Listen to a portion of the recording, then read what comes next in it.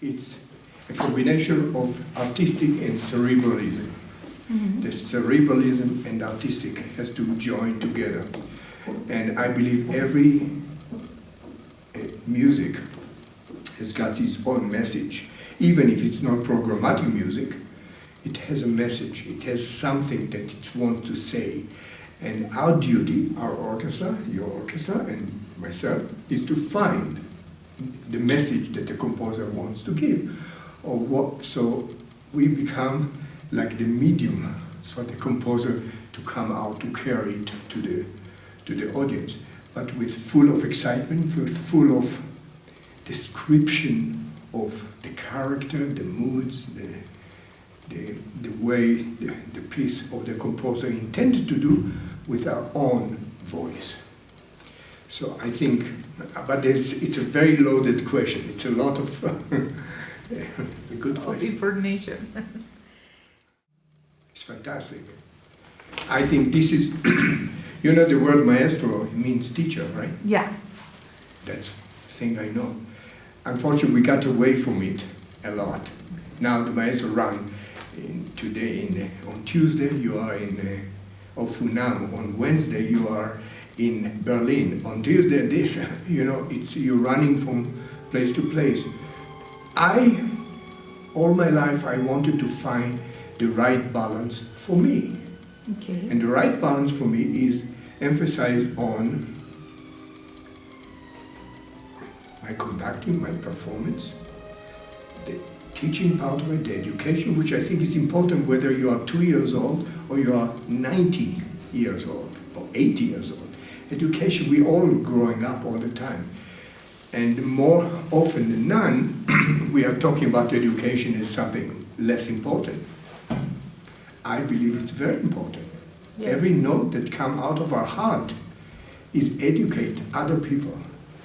So I think it's very important. So I look at this as an equal joy that I have, is to find the balance. And sometimes it's very hard.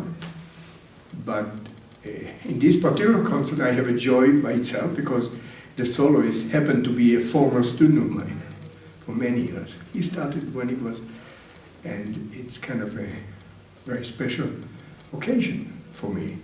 But in general, those three areas has to be absolutely perfect balance.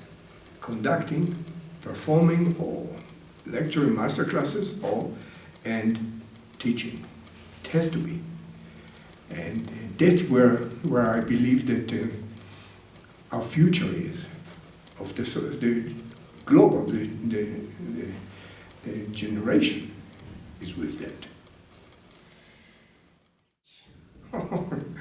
You come up with a wow questions. My philosophy to teach, exactly my philosophy to conduct. When I conduct, is always to find a meaning of every note, every phrase, to help people be able to find their own voice, and the orchestra has their own voice. And as a conductor, I have to find a way, in 3 rehearsals or 4 rehearsals, to find very quickly to put them all together, to find their own voice, to talk in one voice, but each one has solos, and you put it together and you blend it to something that's beautiful.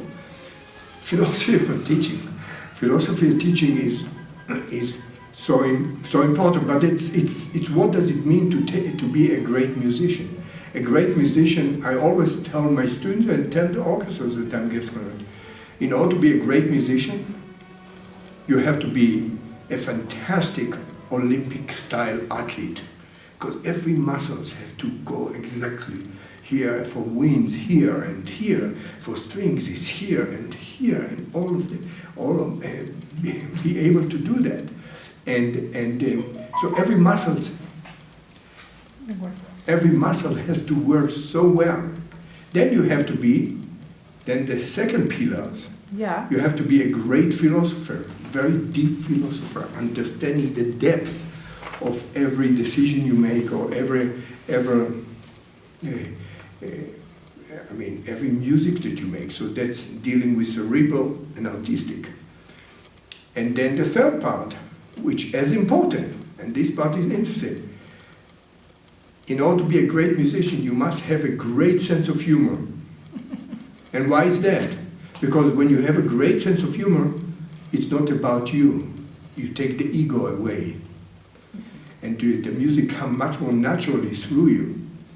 So when I come in orchestra or players or whatever, I feel comfortable, we relax. And it's human to human, human equal human, note equal note, phrase equal phrase. I mean, it's really, it's a hoy, it's a fiesta, which is very important. So that's my philosophy. That's something that I created as I pass it along to my students, to the orchestras that I conduct. Even it's very quick guest conducting, and then we move on. It's like your recipe for being a good musician. I think so. I think at least that's what I'm trying to follow. I try to follow. So many gifted people in the world. So many. I know. No, and to tell it, I think there are so many people that I can count that have so much unbelievable gift, unbelievable talent. I can mention two that, why? I believe that in conducting, unlike is an athlete, it's like good wine. You have to be, the movement is not the younger the better. The movement has to be, you start as an instrumental and you become more sophisticated as a musician, more mature as a musician. Slowly, the evolution of a conductor is the growth that he or she allow them to have. It's not the age. So yes, many gifted people that can do very, very amazing things with their hand, parallel. They have to feel it. It's not a matter of feeling, it's a matter of living it. And you do need time and patience and this motion, depth. Yeah. It's a very good hall. Yeah. It tends to be a little bit on the dry side, Mm-hmm. un poquito. Mm-hmm. So tomorrow I will talk to the orchestra a little bit more, un poquito más cálido. Ah. A little bit warmer. A little warmer. I think. So it tends to be a little bit on the dry side. But it's very beautiful. A Really beautiful place. We're going to premiere a clarinet concerto by Georgina de Brest. How do you say? I don't mean to say their name wrong. No. Georgina Derbez. Georgina Derbez. Georgina, the lovely lady and beautiful composer. And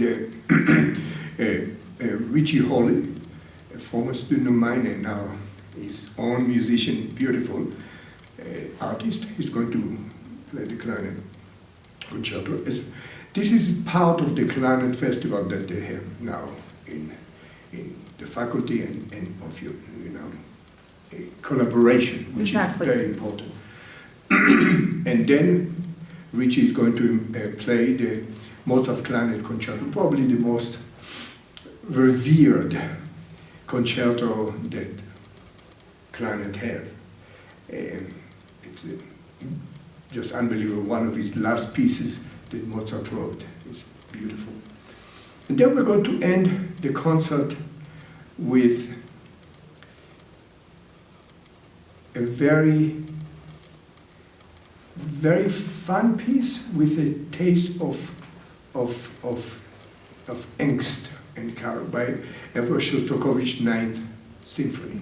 And you can hear all the typical Shostakovich movements of the sarcasm, about the actually pain and cry. You can hear the fog of Siberia. You can hear many.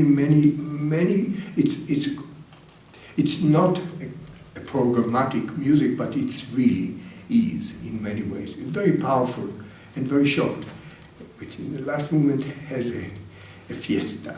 I mean, it's really a party. and it will end on a very positive. We'll take a trip on different kind of moods, different kind of character. And the reason I chose this particular piece, because it really gives so much solos to every instrument, to the violin solo, to the bassoon, to the clarinet, to the flute, to the trumpet, to the percussion, timpani, to the, you said it, they have a solo. So I think it's to introduce the orchestra, the OFUNAM orchestra in its best, and to feature the people. So it's gonna be fun. It's going to be fun. I think it's going to be fun.